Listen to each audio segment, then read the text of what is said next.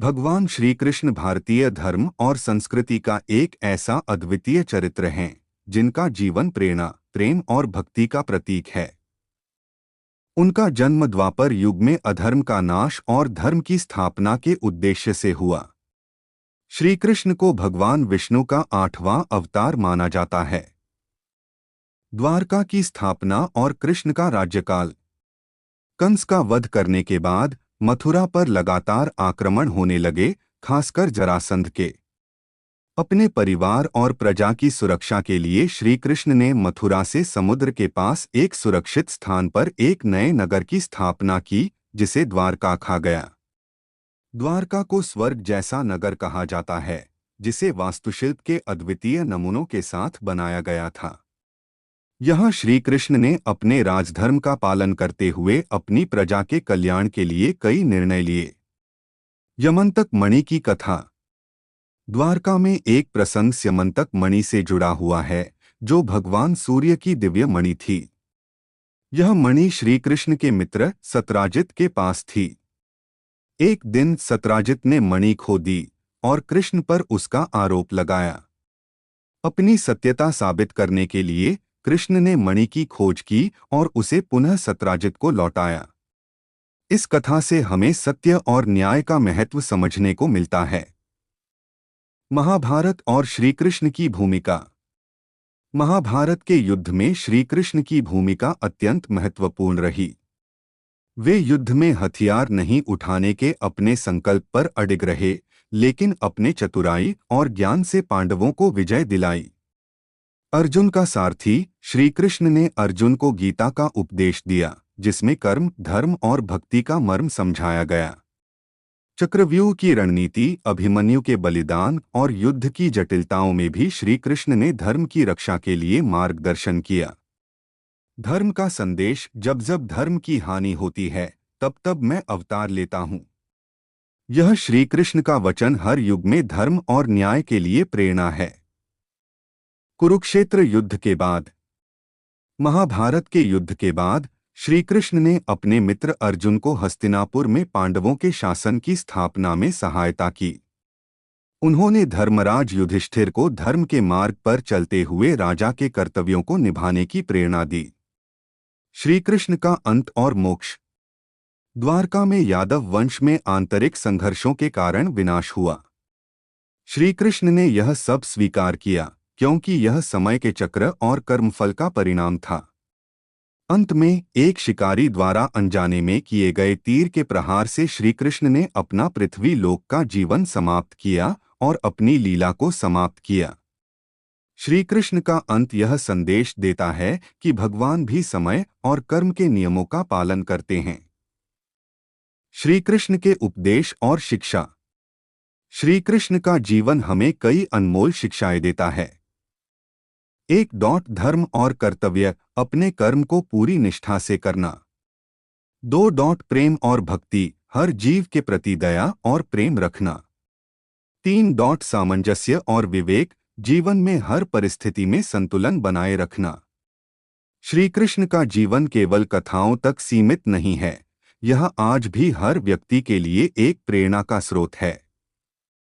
उनकी गीता का संदेश, लीलाओं का मर्म और उनके द्वारा स्थापित मूल्य हमें जीवन जीने का सही मार्ग दिखाते हैं। भगवान श्री कृष्ण के जीवन की कहानी आगे बढ़ाते हुए हम उनके अंतिम समय और लीला समाप्ति की ओर बढ़ते हैं। उनके जीवन के हर पहलू में गहन आध्यात्मिकता और गूढ़ संदेश छिपा हुआ है। आइए उनके जीवन के अंतिम चरणों और उससे जुड़े अन्य महत्वपूर्ण पहलुओं को विस्तार से जानते हैं। द्वारका में यादव वंश का विनाश। महाभारत के युद्ध के बाद श्री कृष्ण ने अपने यादव वंश के साथ द्वारका लौटकर शांति से जीवन व्यतीत करना प्रारंभ किया। हालांकि महाभारत के युद्ध के प्रभाव ने उनके यादव वंश पर भी असर डाला। ऋषियों के श्राप के कारण यादवों के बीच आपसी कलह और संघर्ष शुरू हो गया। यादव आपस में युद्ध करते हुए नष्ट हो गए, जिसे यदुवंश का पतन कहा जाता है। यह घटना यह दर्शाती है कि अत्यधिक अहंकार और अधर्म अंततः विनाश की ओर ले जाता है। श्री कृष्ण का अंतिम समय। द्वारका में यादव वंश के विनाश के बाद श्री कृष्ण ने अपने जीवन के अंत का संकेत समझ लिया। एक दिन श्री कृष्ण ध्यान में बैठे थे।